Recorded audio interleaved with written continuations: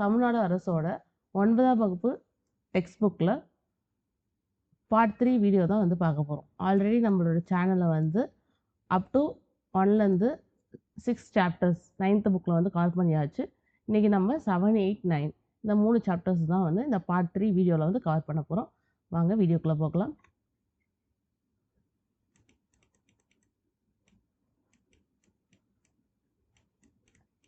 இங்கே பாருங்கள், நம்ம ஆல்ரெடி வந்து அமுதென்று பேர், உயிருக்கு வேர், உள்ளத்தின் சீர், 8 திக்கம் சென்றிடு வீர், கசடரம் மொழிதல், கலைப்பல வளர்த்தல் இது முடிச்சிட்டோம். இன்றைக்கி நம்ம பார்க்க போகிறது வாழிய நிலனே, என் தலை கடனே, அன்பெனும் அரணே. இது 3 தான் வந்து இன்றைக்கி வந்து முடிக்க போகிறோம்.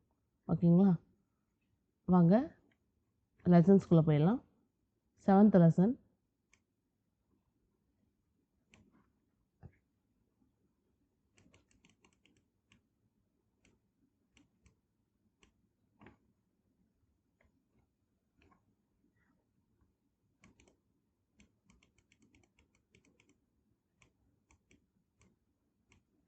செவன்த் லெசன் பார்க்கலாம். இங்கே பாருங்கள், இயல் 7 வாழிய நிலனேன்னு கொடுத்துருக்காங்க. அதில் ஃபஸ்ட்டு பாருங்கள், உரைநடை பகுதி. இந்திய தேசிய இராணுவத்தில் தமிழர் பங்கு. மா. சு. அண்ணாமலை அவர்கள். 2ஆம் உலகப்போர் பற்றி சொல்லியிருக்காங்க. 1942 வந்து பிப்ரவரி 15ஆம் நாள் ஆங்கில படைகள் மலேசியா ஜப்பானியரிடம் சரணடைந்தன. இதில் வந்து மோகன் சிங் என்பன் தலைவரில் ஐஎன்ஏ, அதாவது இந்திய தேசிய இராணுவம் தான் ஐஎன்ஏ அப்படின்னு சொல்லுவாங்க, இந்தியன் நேஷனல் ஆர்மி, அது வந்து ஸ்டார்ட் பண்ணாங்க. ஸோ இதில் இம்பார்ட்டன்ட் லைன்ஸ் மட்டும் பார்த்துக்கலாம்.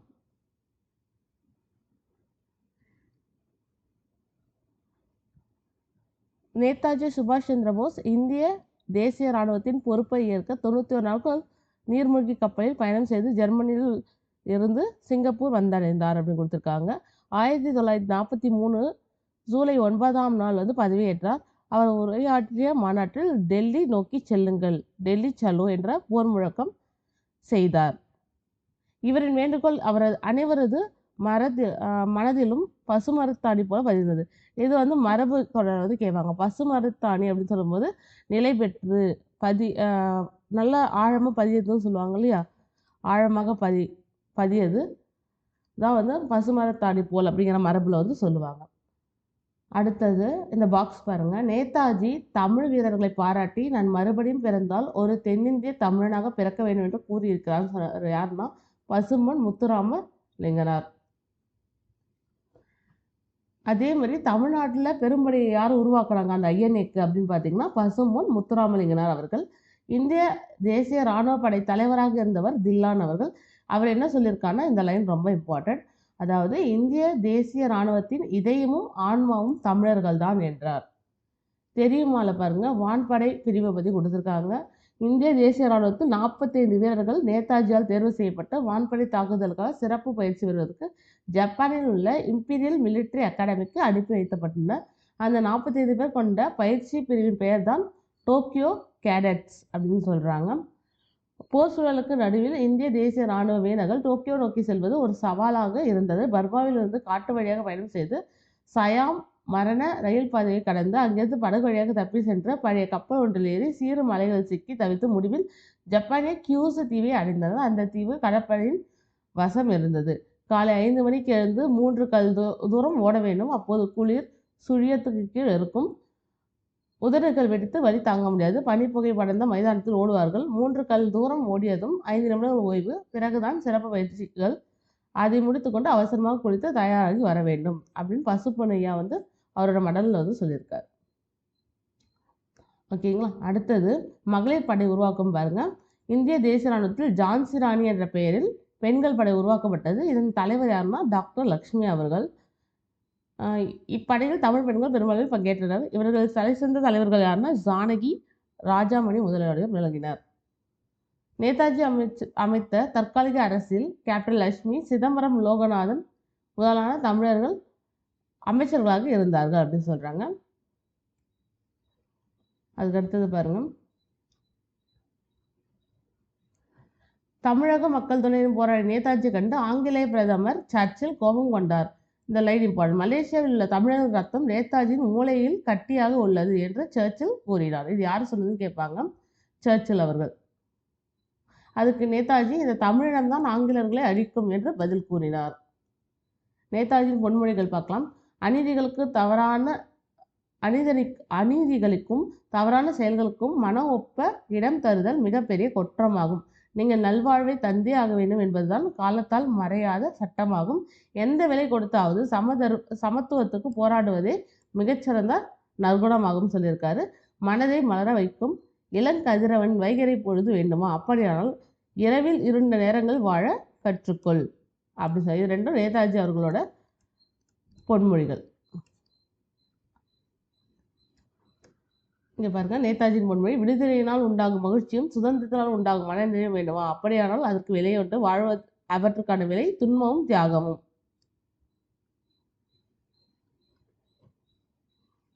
இந்திய தேசிய ராணுவம் 1944 மார்ச் 18 அன்று ஆங்கிலேய வென்று இந்தியாவுக்குள் மணிப்பூர் பகுதியில் மொய்ராங் என்ற இடத்தில் மூவர்ண கொடியை ஏற்றியது.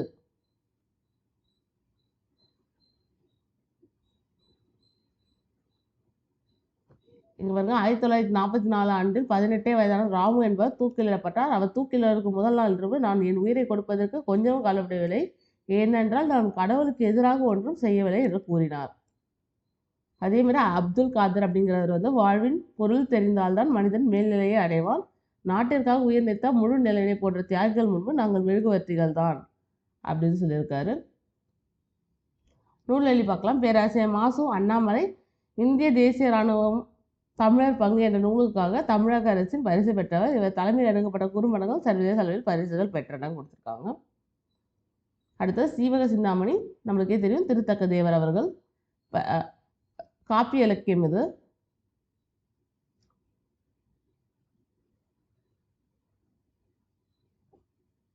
சீவகனை தலைவனாக கொண்டு தோன்றிய காப்பிய இலக்கியம். இன்பங்களை துறந்து துறவு பூண வேண்டும் என்பதே இக்காப்பியத்தின் மைய கருத்து. ஏமாங்கத நாட்டு வளம். அப்போ ஏமாங்கத நாட்டின் மன்னன் யார் அப்படின்னா சீவகன் ஏமாங்கத நாட்டு மன்னன். அதை பற்றி திருத்த தேவர் அதோட செழிப்பை உணர்த்துகிறார். இதில் சொல்லும் பொருள் தான் இம்பார்ட்டண்ட்டு. தெங்கு அப்படின்னா தேங்காய், வறுக்கைனா பலாப்பழம், இது இம்பார்ட்டன்ட். வறுக்கை பலாப்பழம். அதுக்கு அடுத்தது பார்க்கலாம்.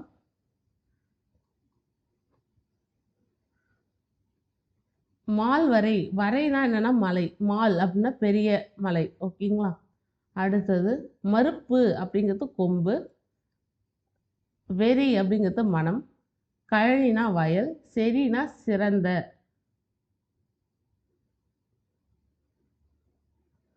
அதுக்கு அடுத்தது சூழ்னா என்னன்னா கரு, அடிசில் அப்படின்னு சோறு, மடிவு அப்படின்னா சோம்பல்,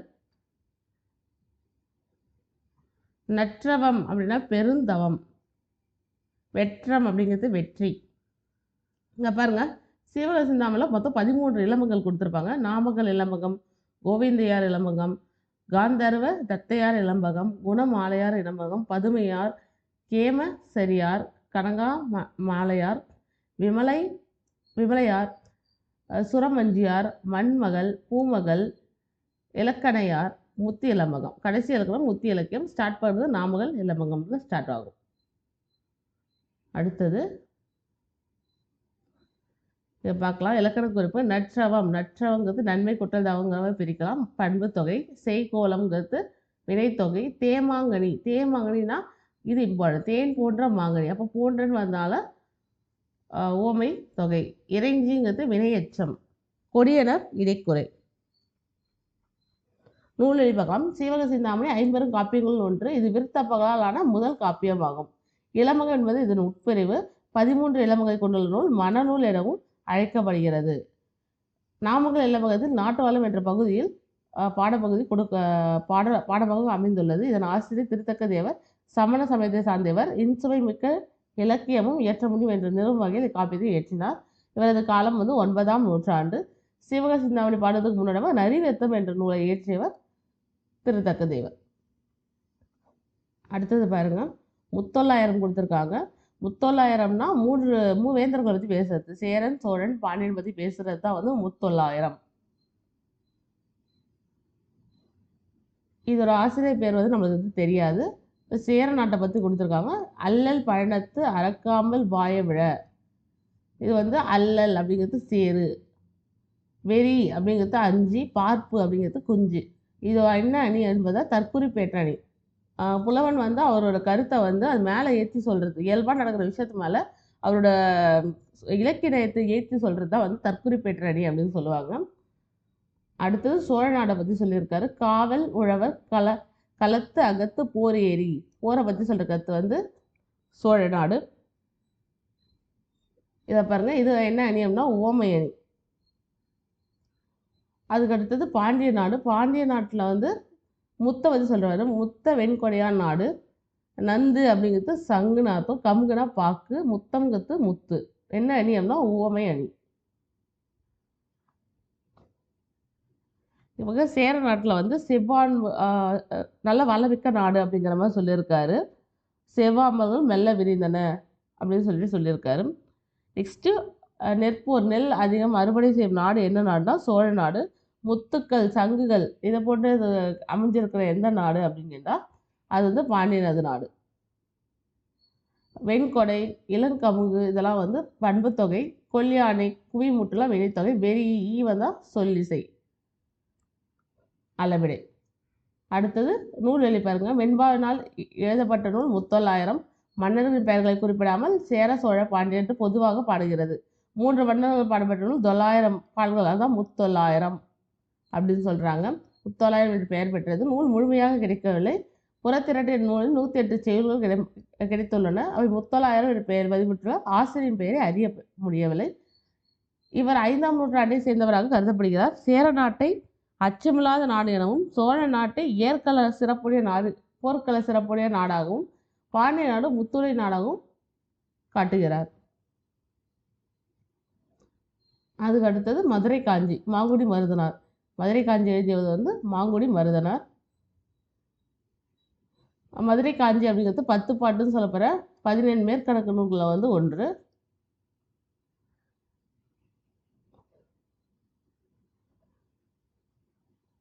இதில் வந்து நம்ம சொல்லும் பொருளுக்கு போயிடலாம்.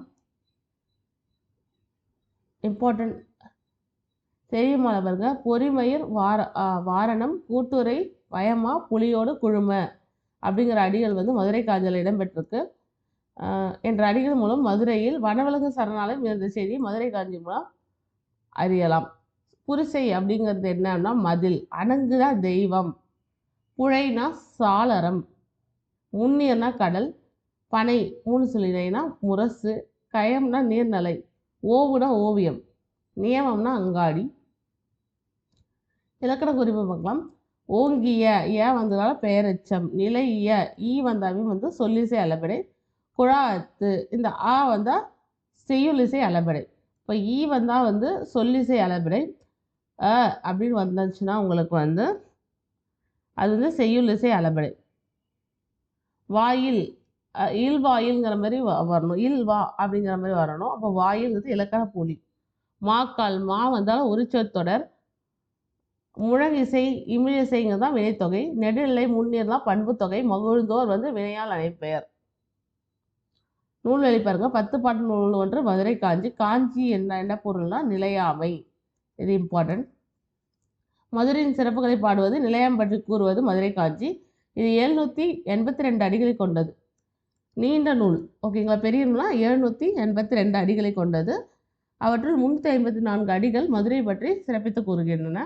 இதை பெருக்குவல மதுரை காஞ்சி என்பர். இதன் பாட்டுடைய தலையானத்து செருவென்ற பாண்டிய நெடுஞ்செழியன். மதுரை காஞ்சியை பாடியார் மாங்குடி மருதனார். திருநெல்வேலி மாவட்டத்தில் உள்ள மாங்குடி என்ற ஊரில் 8 தொகையில் 13 பாடல்களை பாடியுள்ளார்.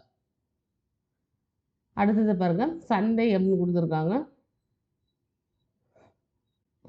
ஒரு சிறுகதை தான் வந்து கொடுத்துருக்காங்க. இதில் மதுரை பற்றி கொடுத்துருப்பாங்க. இதில் இம்பார்ட்டன்ட் லைன் மட்டும் பார்த்துக்கலாம்.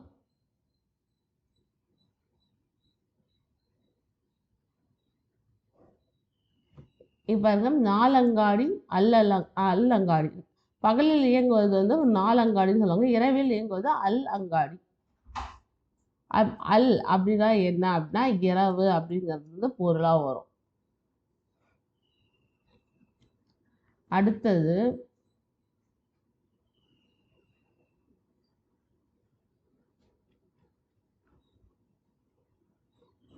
இங்கே பாருங்க தெரியுமால பார்க்கலாம். கிருஷ்ணகிரி மாவட்டம் போச்சாம்பள்ளி சந்தை அதை பற்றி கொடுத்துருக்காங்க. இங்கே வந்து மக்கள் வந்து தக்காளி முதல் தங்கம் வரை வாங்குவதற்கு கூடுகிறார்கள். மொத்தம் 125 ஆண்டுகள் பழமையான சந்தை அப்படின்னு சொல்கிறாங்க.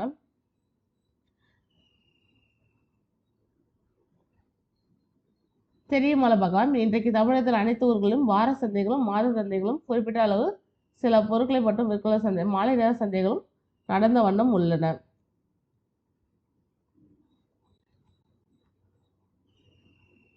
கால்நடை சந்தை அப்படிங்கிறது எங்க அப்படின்னா மாட்டுத்தாவணி.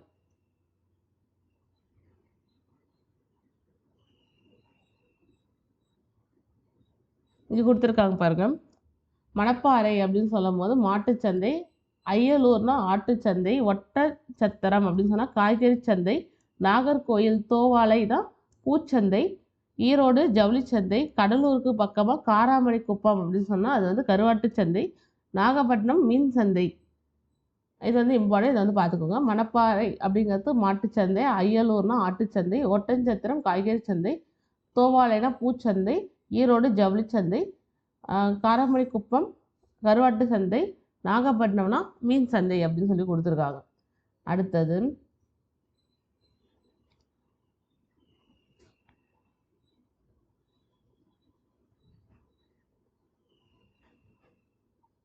பார்க்கலாம். இவங்க மருதகாசி அவர்கள் கொடுத்த பாடல் வந்து பொதியை ஏற்றி வண்டியிலே பொள்ளாச்சி சந்தையிலே விருதுநகர் வியாபாரிக்கு செல்லக்கண்ணு நீயும் வித்து போட்டு பணத்தை என்ன செல்லக்கண்ணுன்னு ஒரு பாட்டை வந்து கொடுத்துருக்காரு.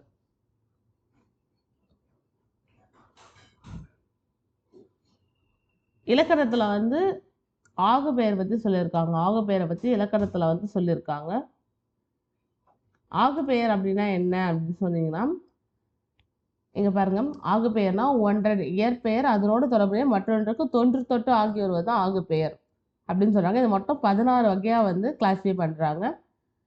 முல்லையை தொடுத்தால், முல்லை அப்படிங்கிறது வந்து ஒரு மலர். ஸோ பொருளாக பெயர் சொல்லியிருக்காங்க. முதலாகிய முல்லை கொடி அதன் சினை உறுப்பாகிய பூவுக்கு ஆகி வந்துள்ளது.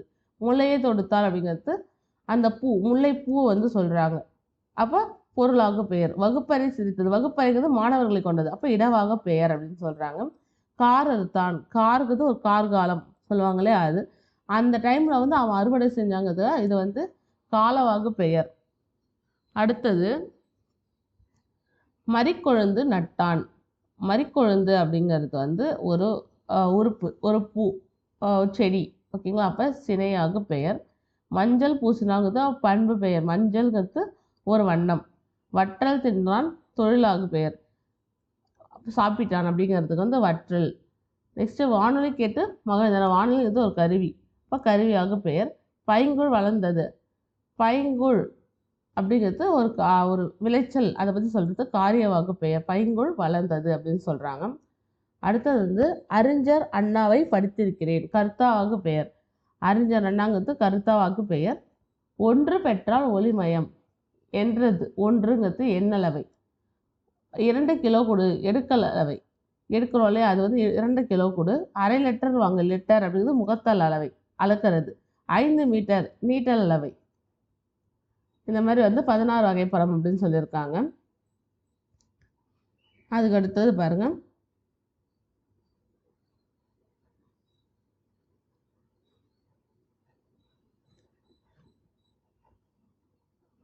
இந்திய தேசிய இராணுவத்தை டேஷின் தலைமையில் டேஷ் உருவாக்கினான்னு கொடுத்துருக்காங்க. இந்திய தேசிய இராணுவத்தை மோகன் சிங் தலைமையில் ஜப்பானியர் உருவாக்கினார் அப்படின்னா இந்தியர் உருவாக்கினார் அப்படின்னு வரும்னு பார்த்தீங்கன்னா மோகன் சிங் அவர்கள் இந்தியர் உருவாக்கினார், இதுதான் வந்து கரெக்டாக வரும்.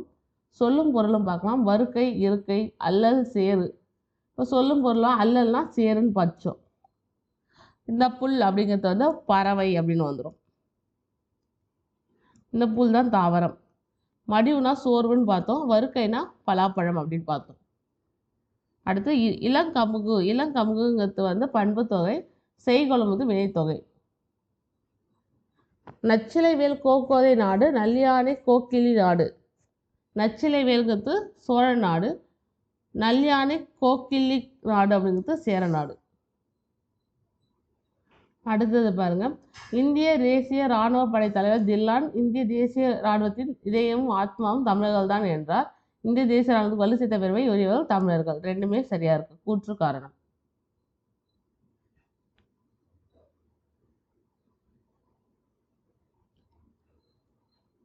அடுத்தது வந்து வாணிதாசன் அவர்கள பாடல் கொடுத்துருக்காங்க. வயலிடை புகுந்தாய் மணிக்கதிர் வெள்ளத்தாய் வளைந்து செல் கால்கள் ஆறே. இந்த லைன் மட்டும் பார்த்து வச்சுக்கோங்க.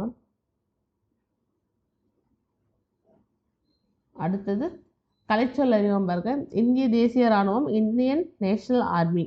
பண்ணை மாற்று முறைங்கிறது கமாடிட்டி எக்ஸ்சேஞ்ச். காய்கறி வடிச்சாறு வெஜிடபிள் சூப். செவ்வியல் இலக்கணம் கிளாசிக்கல் லிட்ரேச்சர். கரும்புச்சாறு சுகர் கேன் ஜூஸ். ஆகாயத்துக்கு அடுத்த வீடு வந்து மு மேத்தா அவர்கள். தமிழ் பழமொழிகள் கீவா ஜெகநாதன். இருட்டு எனக்கு பிடிக்கும் அப்படிங்கிறது சார் தமிழ்ச்செல்வன்.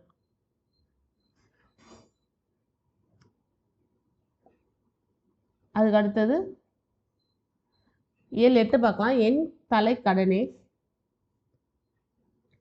பெரியாரின் சிந்தனைகள் வந்து கொடுத்துருக்காங்க. தந்தை பெரியார் எப்படி சொல்றாங்கன்னா, பகுத்தறிவு பகலவன், தெற்காசியாவின் சாக்ரட்டிஸ், சுயமரியாதை சுடர், பெண்ணின போர் முரசு, புத்தலக தொலைநோக்காளர், ஈரோட்ட சிங்கம், வைக்கம் வீரர் அப்படின்னு பல பேர்களை சொல்றாங்க. வெந்தாடி வேந்தர், பகுத்தறிவு பகலவன், வைக்கம் வீரர், ஈரோட்ட சிங்கம், இதெல்லாம் யாருன்னு பார்த்தீங்கன்னா பெரியார் அவர்களை பாராட்டியிருக்காங்க. அடுத்தது வந்து இம்பார்ட்டன்ட் மட்டும் பார்க்கலாம்.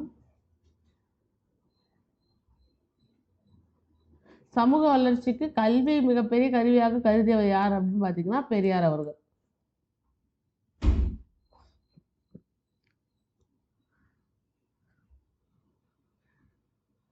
சமுதாயத்தின் அனைத்து நிலைக்கும் கல்வி அளிக்கப்பட வேண்டும் அப்படின்னு சொல்லியிருக்காரு. பெரியார் எழுத்தவை என்ன அப்படின்னா, இந்தி திணிப்பு, குலக்கல்வி திட்டம், தேவதாசி முறை, கல்லுண்ணல், குழந்தை திருமணம், மணக்கொடை. டவுரி சிஸ்டம் சொல்றோம் இல்லையா, அதான் வந்து மணக்கொடை. இன்றைய அறிவியல் வளர்ச்சிக்கு ஏற்ப நூல்கள் தமிழில் படைக்கப்பட வேண்டும் அப்படின்னு சொல்லியிருக்காரு.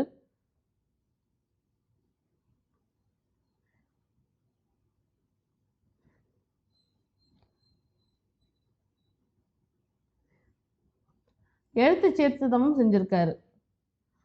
கால்டுவெல் அவரை மாதிரி இவரும் வந்து கால்டுவெல், வீரமா முனிவர், மிகப்பெரிய சீர்திருத்தத்தை சேர்ந்தவர் வந்து வீரமா முனிவர். அவருக்கு அடுத்தது வந்து பெரியார் அவர்களும் வந்து தமிழ்நாட்டில் வந்து மொழி சீர்திருத்தம் வந்து செஞ்சுருக்காங்க. மொழி என்பது உலகின் போராட்டத்திற்கு ஒரு போர்க்கருவி ஆகும். அக்கருவிகள் காலத்துக்கு ஏற்ப மாற்றப்பட வேண்டும், அவ்வப்போது கண்டுபிடித்து கை கொள்ள வேண்டும் அப்படின்னு சொல்லியிருக்காரு. இதில் உயிரெழுத்து ஐ வந்து ஐ எனவும், அவ் என்பதை அவ் எனவும் சீரமைத்தார். ஐயா அப்படின்னு சொல்கிறோம் இல்லையா, அப்புறம் அவ்வை, இதெல்லாம் வந்து மெய்யெழுத்தில் சில எழுத்துக்களை குறைப்பதன் வாயிலாக தமிழ் எழுத்துக்கள் எண்ணிக்கையை குறைக்கலாம் என்றார். அவர் குறிப்பதால் தமிழ் மொழி கற்பதற்கு தட்டச்சு செய்வதற்கும் எளிதாகும்னு அவர் வந்து சொன்னார். இந்த பழைய இந்த நான் இப்படி போடுவோம் இல்லையா, இந்த நாவை வந்து நான் பெரிய நா, இந்த நே, இந்த நவ் அப்படிங்கிறத நவ் அப்படின்னு மாற்றிருக்காரு. இந்த நை அப்படிங்கிறத நை.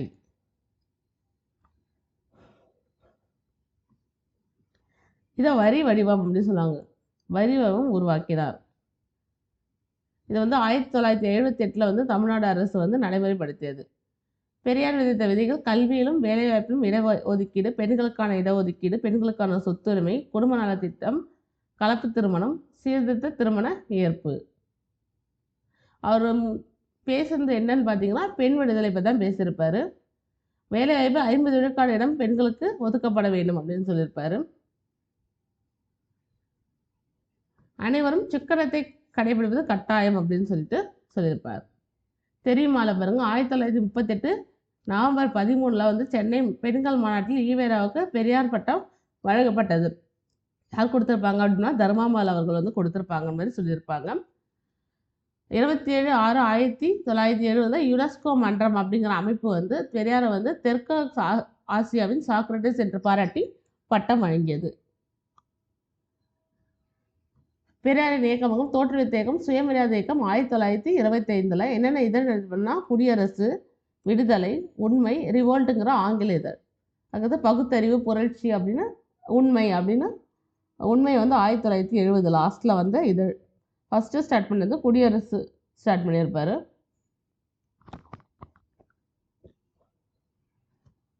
அதுக்கடுத்து வருங்க பெரியாரின் சிந்தனைகள் அறிவுலகின் திறவுகோல், பகுத்தறிவு பாதைக்கு வழிகாட்டி, மனிதநேயத்தின் அழைப்பு பணி, ஆதிக்க சக்திகளுக்கு எச்சரிக்கை ஒளி, சமூக சீர்கேடு களைவதற்கு மாமருந்து அப்படின்னு சொல்லியிருக்காங்க அறிஞர்கள்.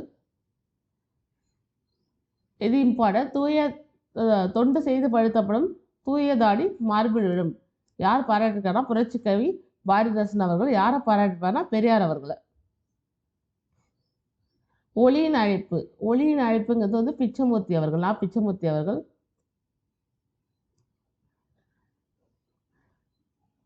இதில் பாருங்க,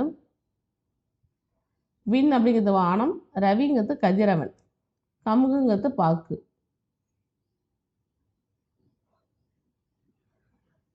இலக்கணங்கள் பிறவி இருள், ஒளி அமுது, வாழ்க்கை போர். போரை வந்து வாழ்க்கை வந்து போரோட கம்பேர் பண்ணியிருக்காங்க. அப்போ உருவகம். ஓமை அப்படின்னு சொல்லுவது போர் வாழ்க்கைன்னு சொல்லியிருந்தாங்கன்னா, இப்போ ஓமைங்கிறது வந்து பொருள் ஓமைக்கப்படும் பொருள் வந்து கடைசியில் வந்துச்சு. ஃபஸ்ட்டு அதோட இது வந்துடுச்சு, சொல்ல வேண்டிய பொருளும் அதுக்கு அடுத்தது ஓமைக்கப்படும் பொருளும் வந்திருக்கு அப்படின்னா அது வந்து ஓமை அப்படின்னு சொல்லுவோம். அந்த ஓமைக்கப்படும் பொருள் முதலே வந்துச்சுன்னா அது வந்து உருவகம் அப்படின்னு சொல்லுவோம். இதுதான் ரெண்டுத்துக்கும் உள்ள டிஃப்ரென்ஸ். அடுத்தது பாருங்க, இயற்கையும் வாழ்க்கை அனுபவங்களையும் இணைத்து அறிவுத்தெளிவுடன் நல்வாழ்க்கைக்கான மெல்லிய உண்மைகளை காணும் முயற்சிகளை பிச்சமூர்த்தியின் கவிதைகள், புது கவிதையின் தோற்றமும் வளர்ச்சியும் என்ற நூலில் வள்ளிக்கண்ணன் அவர்கள் சொல்லியிருப்பார். பிச்சமூர்த்தி பற்றி தெரிஞ்சுக்கலாம். புதிய படைப்பு சூழலில் மரபு கவிதை யாப்பு பிடியிலிருந்து விடுபட்ட கவிதைகள், புது கவிதைகளை தொடர்ந்து புதுக்கவிதை படைக்கும் முயற்சியில் பிச்சமூர்த்தி ஈடுபட்டார். எனவே அவர் புது கவிதையின் தந்தை என போற்றப்படுகிறார். புது கவிதை, இலக்கு கவிதை, கற்றற்ற கவிதை, விலங்குகள் இல்லாத கவிதை, கட்டுக்குள் அடங்காத கவிதை என்று பல்வேறு பெயர்கள் குறிப்பிட்டனர். இது இம்பார்ட்டன்ட். பிச்சமூர்த்தி தொடக்க காலத்தில் வழக்குரைஞராகவும் பின்னர் இந்து சமய அறநிலை பாதுகாப்புத்துறை அலுவலகம் பணியாற்றினார். ஹனுமன், நவ இந்தியா போன்ற இதழ்களில் துணை ஆசிரியராகவும் இருந்தார். இவர் புது கவிதை, சிறுகதை, ஓரங்க நாடகங்கள் ஆகிய இலக்கிய வகைகளை படைத்தார். இவரின் முதல் சிறுகதை தான் சயின்ஸுக்கு பலி. 1932 கலைமகள் இதழ் வழங்கிய பரிசை பெற்றார். பீஷு, ரேவதி ஆகிய புனைப்பெயர்கள் படைப்புகளை எழுதினார்.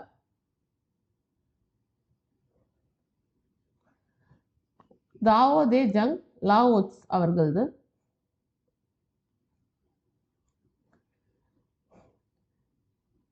தத்துவ விளக்கமாக இல்லை என்பது வடிவத்தை வரையறை இது செய்கிறது. குடம் செய்ய மண் என்பது உண்டு, குடத்திற்குள்ள வெற்றிடம் என்பது இல்லை. இந்த உண்டும் இல்லையும் சேர்வதால் தான் குடத்தில் நீரை நிரப்ப முடியும். வெற்றிடம் இல்லாத குடத்தில் நீரை நிரப்ப முடியாது. இவை முரண்களாக தெரிந்தாலும் இவை முரண்கள் அல்ல. அதை வலியுறுத்தவே இன்மையால் தான் நாம் பயன்படுகிறோம் என்கிறார் கவிஞர். ஆரங்களை விட நடுவில் வெற்றிடம் சக்கரம் சொல்ல உதவுகிறது. குடத்து ஓட்டினை உள்ளே இருக்கும் வெற்றிடமே பயன்படுகிறது. சுவர்களை விட வெற்றிடமே இருக்கும் இடமே பயன்படுது. ஆகவே இன்மை என்பது எதையும் புறக்கணிக்க வேண்டாம் என்பது அவரின் கருத்தின் பாடலில் வந்து சுருக்கமாக கொடுத்துருக்காங்க. பாண்டமாங்கிறது அடுக்கு தொடர். வாயிலும் சன்னலும் என்னுமை. நூல் எழுதிப்பாருங்க. லாவோட்சு சீனாவின் பொது ஆண்டுக்கு முன் 2ஆம் நூற்றாண்டுக்கு முன் வாழ்ந்தவர். சீன மெய்யாளர் கன்ஃபூஷியஸ் இவரது சமகாலத்தவர். அக்காலத்தில் சீன சிந்தனையின் பொற்காலமாக திகழ்ந்த லாவோட்சு தாவோதியம் என்ற சிந்தனை பிரிவை சார்ந்தவர். ஒழுக்கத்தின் மையமாக வைத்து கான்ஃபூஷியஸ் சிந்தித்தார். லாவோட்சோ இந்திய வாழ்வை மகிழ்ச்சியாக வாழ வேண்டும் என்ற சிந்தனையை முன்வைத்தார். தாவோத்தின் அதையும் வலியுறுத்துகிறது. இந்த பாடல் பகுதியை மொழிபெயர்த்தவர் சி. மணி அவர்கள். அடுத்தது யசோதர காவியம் கொடுத்துருக்காங்க. ஐஞர் காப்பியங்கள் ஒன்று வந்து யசோதர காப்பியம். அறம்ங்கிறது என்ன அப்படின்னா நற்செயல். வெகுளிங்கிறது சினம். ஞானங்கிறது அறிவு. ஆக்குக, போக்குக, நோக்குகலாம் வேங்கோல் வினைமுற்று. ஐஞரும் காப்பியங்கள் ஒன்று யசோதர காவியம். இந்நூல் வடமொழியிலிருந்து தமிழ் தழுவி எழுதப்பெற்றது. இந்நூலின் ஆசிரியர் பெயரை அறிய முடியவில்லை. இது சமண முனிவர் ஒருவரால் எழுதப்பெற்றது என்பர். யசோதர காவியம் யசோதரன் என்ற அவந்தி நாட்டு மன்னர். நம்ம ஏற்கனவே சீவகன் பற்றி பார்த்தோம். சீவகன் யாரு? சீவகன் ஏமாங்கத நாட்டு மன்னன். ஏமாங்கத நாட்டு மன்னன். இந்த யசோதரன் யாருன்னா அவந்தி நாட்டு மன்னன்.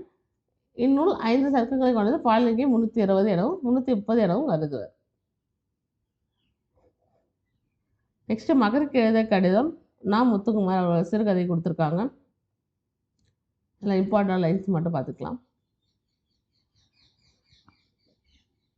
கைபேசியில் வரவால் என்று கடிதம் எழுதும் பழக்கம் பெரும்பாலும் இல்லை என்றே சொல்லலாம். கடிதங்கள் கொண்டு பல வரலாறும் இலக்கியங்களும் பரிமாறி இருக்கிறார்கள். கடித வரைவில் புதினங்களும் எழுதப்பட்டுள்ளன.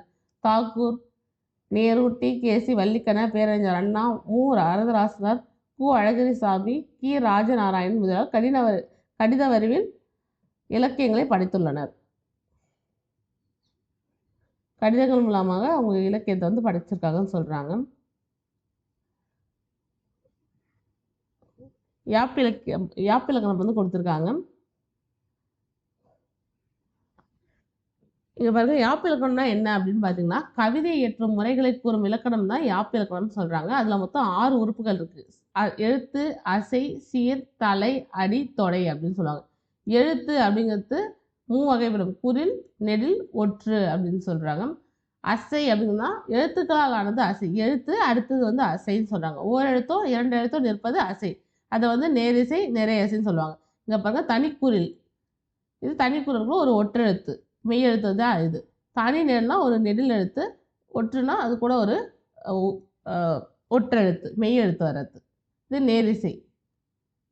இது நிறையசை. நிறையசைனா இரு குறில், 2 குறில் ஒன்றா வர்றது, இல்லை 2 குறில் கூட ஒரு ஒற்றெழுத்து, மெய்யெழுத்து வர்றது, இல்லை குறில் நெடில் சேர்ந்து வர்றது, இல்லை குறில் நெடில் ஒற்று, இந்த மாதிரி தான் நிறையசை அப்படின்னு சொல்லுவாங்க. அது சீர்னா என்னன்னா, ஒன்று அது ஒன்றுக்கும் மேற்பட்ட அசைகள் சேர்ந்து வருவது சீர். ஓரசை சீர், ஈரசை சீர், மூவசை சீர், 4 சீர் அப்படின்னு 4 வகைப்படும் சொல்றாங்க. நேர் என்பது உகரம் சேர்ந்தால் அது நேர்பூணும். நிறை கூட உகரம் சேர்ந்தால் அது நிறைவு எனவும் கூறுவர். இது வெண்பாவோட இறுதி வாய்ப்பாடில் அசையாக சொல்லுவாங்க. ஈரசை ஏற்சீர்னும் ஆசிரியர் உரிச்சீர் என்றும் வேறு பெயர்கள் உள்ளன. இங்கே பாருங்க, இந்த வாய்ப்பாடு இம்பார்ட்டன்ட். நேருக்கு நாள், நிறைக்கு மலர், நேர்வு காசு, நிறைவு பிறப்பு. ஈரசை சேர்வு நேர் நேர் தேமா, மாங்காய் சீர். இது நிறை நேர் புளிமா, நிறை நிறை கருவிலம், விலங்காய், விலம் சீருது, நேர் நிறை கூவிலம். இங்கே பாருங்க, மூவசை சீரில் நேர் நேர் நேர்னு தேமாங்காய், நிறை நேர் நேர் புளிமாங்காய், நிறை நிறை நேர் கருவிலங்காய், நேர் நிறை நேர் பூவிலங்காய். அதே நேர் நேர்னு அது மாங்காயில் முடியும், காயில் முடியும். நிறையில் முடியும் அது கனியில் முடியும். காய்ச்சீர்களை வெண்சீர்கள் அப்படின்னு சொல்றாங்க.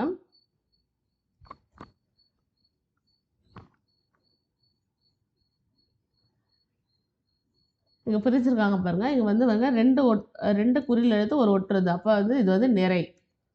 ஒரே ஒரு நெடில் வந்திருக்கு, அது நேர். நான் பார்த்தோம் இல்லையா, ஒரே ஒரு நெடிலும் ஒரு ஒற்றெழுத்து வருது, அப்போ இது நேர். இப்போ நிறை நேர் நேருங்கிறது புளி மாங்காய். இந்த மாதிரி தான் வாய்ப்பாடை பிரிக்கணும் ஆசைகளை. லாஸ்ட்டை கடைசி இதை துளைத்து இது மட்டும் எப்படி பிரிக்கணும்னா, ஒன்று நிறைவு, இல்லை நேர்வு, இல்லை நேர், இல்லை நேர் அப்படிங்கிற மாதிரி பிரித்து நிறைவுங்கிறதுக்கு பிறப்புன்னு போட்டிருக்கோம். தலை அப்படிங்கிறது என்னன்னா, பாடலில் நின்ற சீரின் ஈற்றசையும் வரும் சீரின் முதல் அசையும் பொருந்தல் தலை. வரச்சீரில் கடைசி வார்த்தையும் நிலை மொழியில் வரும் மொழியில் ஃபர்ஸ்ட் வார்த்தையும் சேர்ந்தது தான் தலைன்னு சொல்கிறாங்க. அது 7 வகைப்படும் சொல்கிறாங்க. நேரன் ஆசிரியர் தலை மாமுன் நேர், நிறையொரு ஆசிரியர் தலை விலமுன் நிறை, இயற்சீர் வெண்டலை மாமுன் நிறை விலமுன் நேர், வெண்சீர் வெண்டலை காய்முன் நேர், களித்தலை காய்முன் நிறை, ஒன்றிய வஞ்சித்தலை கனிமுன் நிறை, ஒன்றா வஞ்சித்தலை கனிமுன் நேர். சும்மா லைட்டாக பார்த்து வச்சுக்கோங்க. அடிங்கிறது ஒன்றுக்கும் 2க்கும் 2க்கும் மேற்பட்ட சீர்கள் தொடர்ந்து வருவது அடி. இது மொத்தம் 5 வகைப்படும். 2 சீர்களாக இருந்தால் இது இம்பார்ட்டன்ட், ரொம்ப இம்பார்ட்டன்ட். 2 சீர்களை கொண்டு வந்தால் குரல் அடின்னு சொல்லுவாங்க. அதே 3 சீர்னா சிந்தடி, 4னா அளவடி, 5னா நெடிலடி, 6க்கு மேற்பட்ட சீர் இருந்தால் கழி நெடிலடி அப்படின்னு சொல்கிறாங்க. தொடை அப்படின்னா என்னன்னு பார்த்தீங்கன்னா தொடுத்தல்னு சொல்லுவாங்க.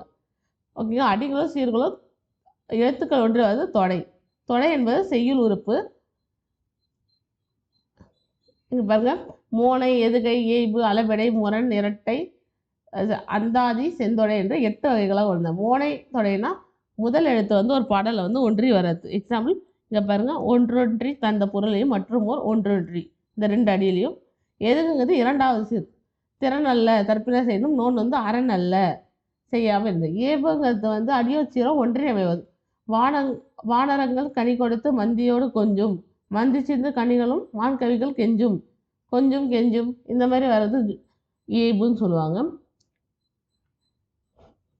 இங்கே பாருங்க தொடை நயங்களை பார்க்க சொல்லியிருக்காங்க. இங்கே பாருங்க கொடி, கொண்டல் ஃபஸ்ட் எழுத்து ஒன்றி வர்றதுனால இது வந்து அடிமோனை.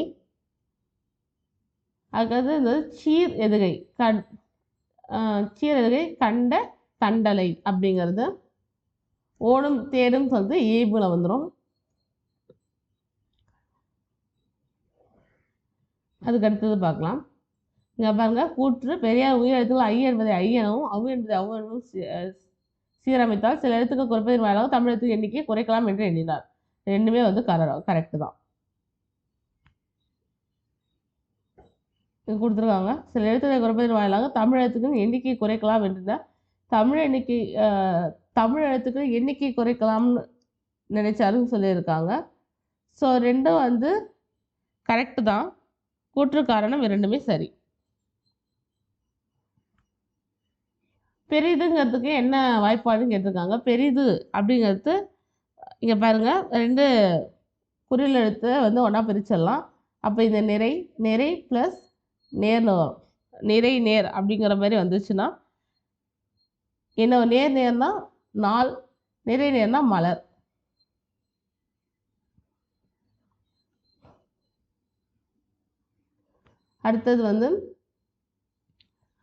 அடுத்தது பார்க்கலாம்.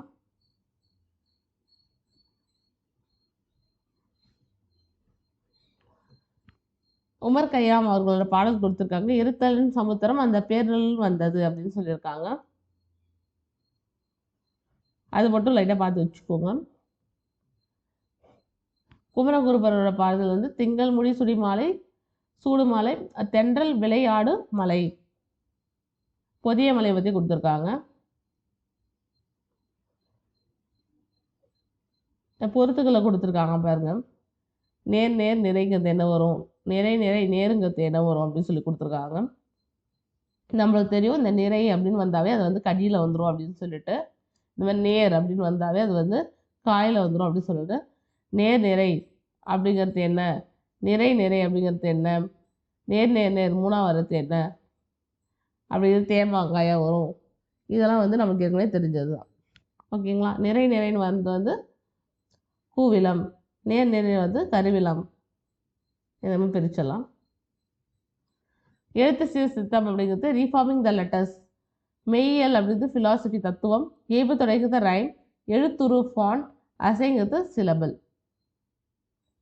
அடுத்து பாருங்க, பெரியாரின் சிந்தனைகள் வே ஆணைமுத்து. அஞ்சல் தலின் கதை வந்து எஸ்பி சட்டர்ஜி. யார் மொழிபெயர்த்தாங்கன்னா சாம்பர் சிவன் அவர்கள். தங்கைக்குங்கிறது மு வரதராசன். தம்பிக்குங்கிறது அறிஞர் அண்ணா. இது இம்பார்ட்டன்ட். தங்கைக்கு எழுதுறது மு வரதராசன், தம்பிக்கு வந்து அறிஞர் அண்ணா. 9வது இயர் அன்பென்றும் அறவே. விரிவாகும் ஆளுமை கொடுத்துருக்காங்க. ஆளுமை அப்படின்னா என்ன அப்படின்னு பார்த்தீங்கன்னா பர்சனாலிட்டி. மனிதநல கோட்பாடுங்கிறது ஹியூமனிசம்.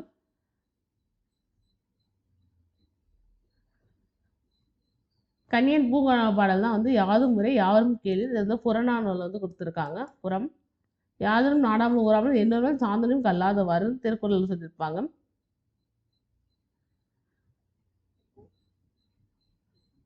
ஸோ இதில் இம்பார்ட்டன்ட் மட்டும் பார்த்துக்கலாம்.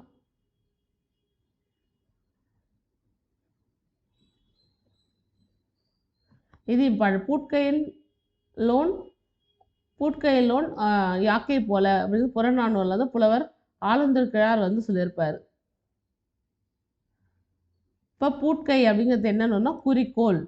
இது வந்து ஒன் டைம் வந்து எக்ஸாம்பிள் கேட்டிருக்காங்க.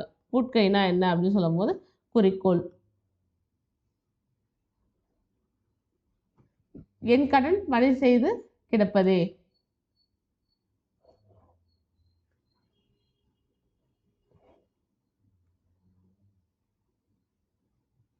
அடுத்தது பாருங்க,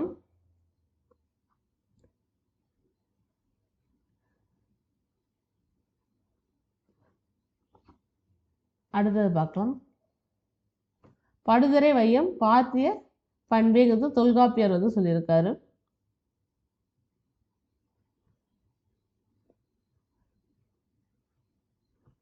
உண்டாளமை இவ்வுலகம் ஒத்து புறநானூறும் இம்மை செய்வது மறுமைக்கும் ஆகும் என அறவிலை வணிகன் ஆயலன் அப்படின்னு புறநானூறு வந்து சொல்லியிருக்கு. அடுத்து உலகத்தமிழ் மாநாடுகள் இது தெரிஞ்சு வச்சுக்கோங்க, இது இம்பார்ட்டன்ட்.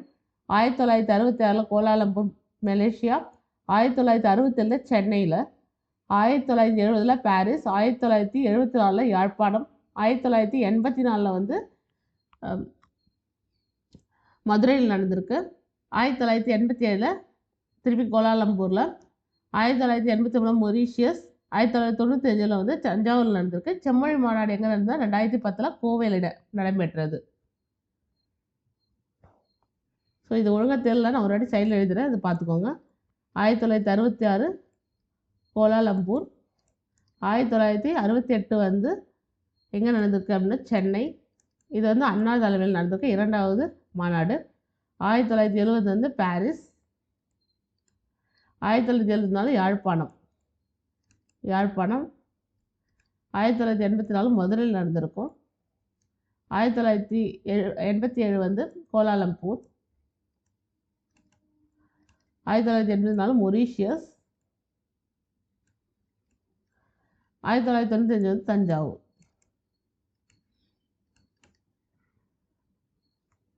அடுத்தது பாருங்க,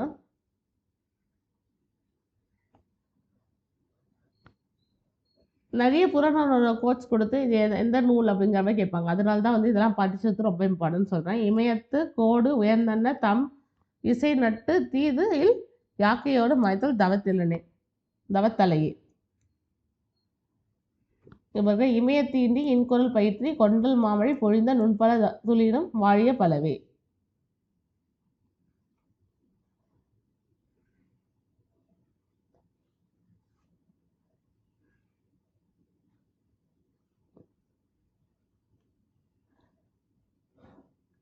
அடுத்தது பார்க்கலாம், நூல்நிலை பாருங்க. தமிழுக்கு தொண்டாற்றிய கிறிஸ்தவ பெரியர்கள் தனி நாயகம் அடிகள் குறிப்பிடத்தக்கவர். அடிகளின் சொற்பொழிவுகள் தமிழை புகழை பரப்பும் குறிக்கோளை கொண்டவை.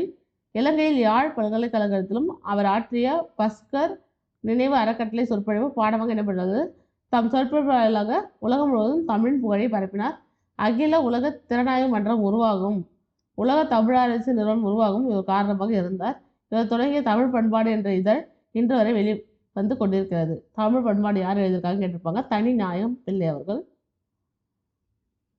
அக்கறை யார் எழுதியிருக்காங்க அப்படின்னு பார்த்தீங்கன்னா கல்யாஞ்சி. உருளது போனதுங்கிறதுலாம் ஒன்றன்பால் வினைமுற்று விகுதிகள்.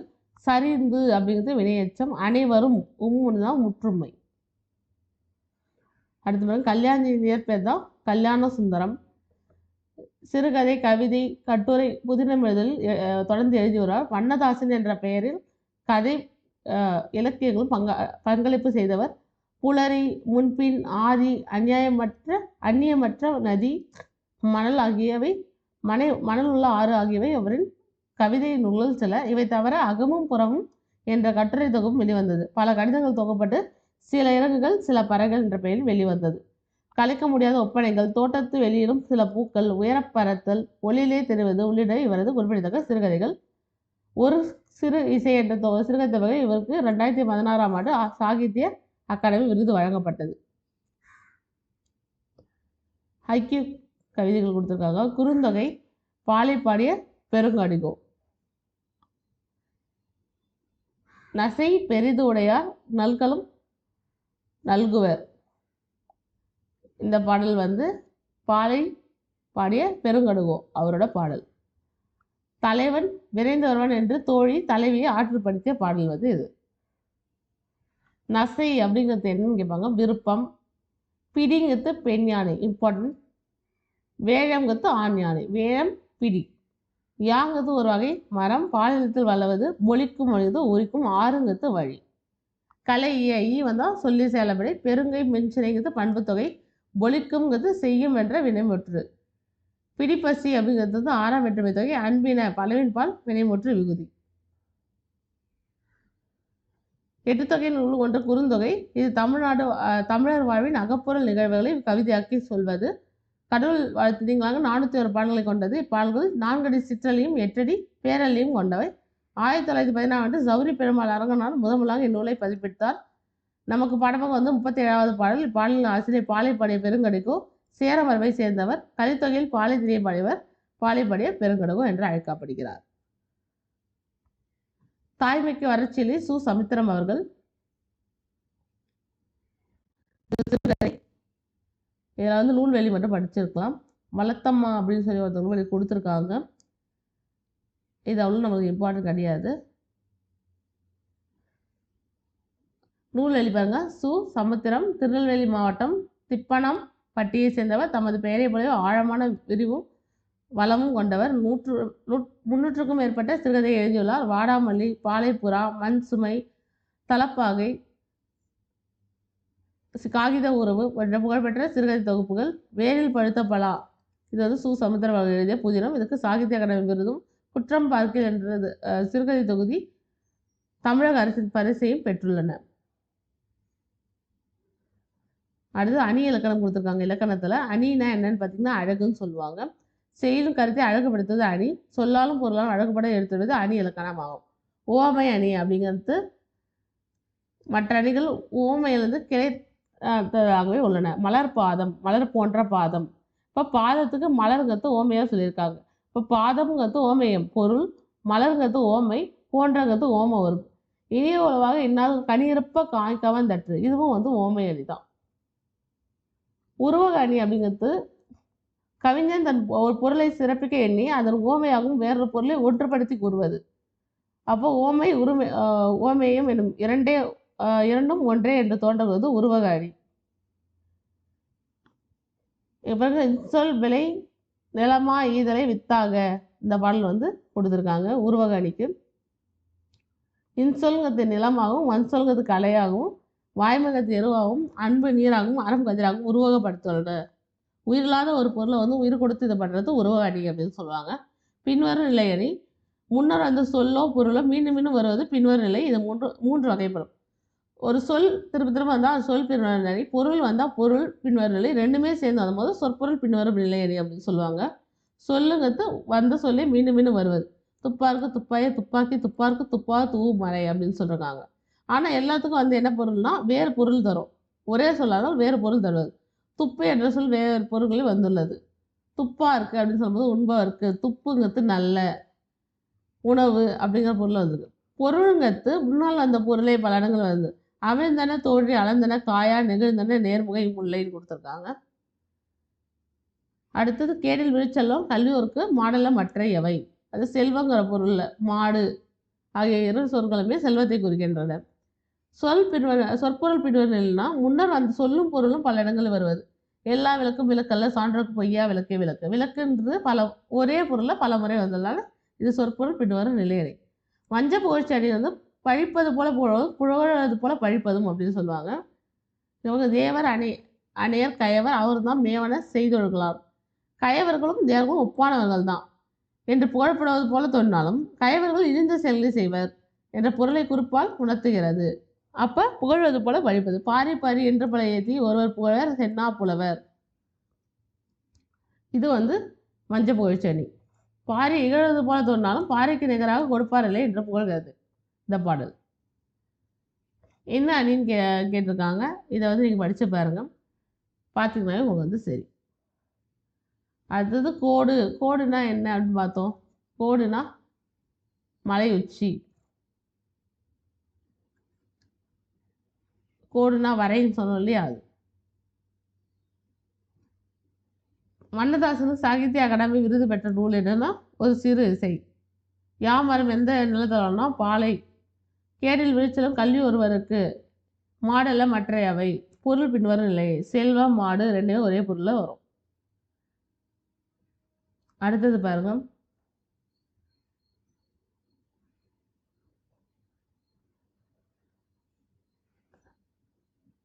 ஒரு சின்ன சின்ன இந்த மாதிரி தமிழ் புக் படிக்கும்போது கூட நம்ம அது கூட சேர்ந்து ஜிஎஸும் படிச்சுக்கலாம். இங்கே பாருங்க, ஞானபானுங்கிற மாதபதிரி யார் எழுதியிருக்காங்கன்னு சுப்பிரமணிய சிவா இருக்கும். இது தெரிஞ்ச இது மாதிரி வெளிவந்த ஆண்டு வருங்க 1913. இந்த மாதிரி ஒரு சாப்டர் ஒரு லெசன் படிக்கும்போது நம்ம அடுத்து ஜிஎஸ் நம்மளுக்கு தேவையான அடுத்து அதெல்லாம் வந்து படித்து வச்சுக்கலாம்.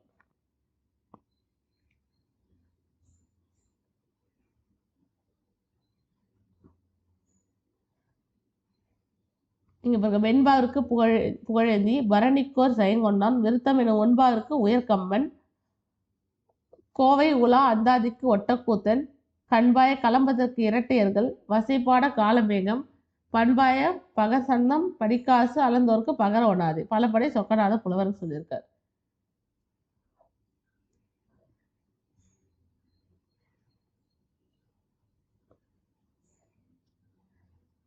இது பாருங்க, செந்தமிழும் சுவையும் போல பசுமரத்தாணி போல மரபு சொற்கள் உள்ளங்கை நெல்லிக்கனினா வெளிப்படை தன்மை அத்தி புத்தார போல அப்படின்னா இப்பயாவது அரிதாக மழைமுகம் காணா பயிர் போல ஏக்கம் ஏக்கம்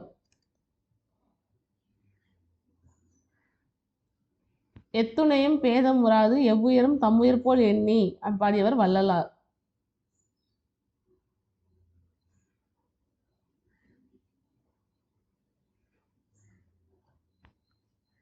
கலைச்சொல்லாக்கம் மனிதம் குதி ஹியூமன் ஆளுமை பர்சனாலிட்டி பண்பாட்டு கழகம் கல்ச்சரல் அகாடமி கட்டில்லா கவிதை ஃப்ரீவர்ஸ் ஓமேனா சிமில் உருவகனா மெட்டாஃபர். சிற்பியின் மகள் வந்து பூவண்ணன் அப்பா சிறுவனாக இருந்தபோது அலெக்சாண்டர் ரஸ்கின் தமிழில் வந்து நான் Mohammed Sharif. So that's it. நம்ம இந்த புக் வந்து முடிச்சிட்டோம். 6, 7, 8, 9 3 சாப்டர் இதில் வந்து கம்ப்ளீட் பண்ணிட்டோம். இதில் ஏதாச்சும் டவுட் இருந்துச்சுன்னா நீங்கள் கமெண்ட் பண்ணுங்கள். அண்ட் இந்த வீடியோ பிடிச்சினா ஒரு லைக் பண்ணுங்கள், ஃப்ரெண்ட்ஸுக்கு ஷேர் பண்ணுங்கள். அண்ட் அகைன் ரிவிஷனுக்கு இந்த வீடியோஸ் ரொம்ப ஹெல்ப்ஃபுல்லாக இருக்கும், பாருங்கள். அண்ட் நெக்ஸ்ட் அடுத்த புக் 10th புக்கோட நான் நெக்ஸ்ட் வீடியோவில் வந்து உங்களை பார்க்குறேன்.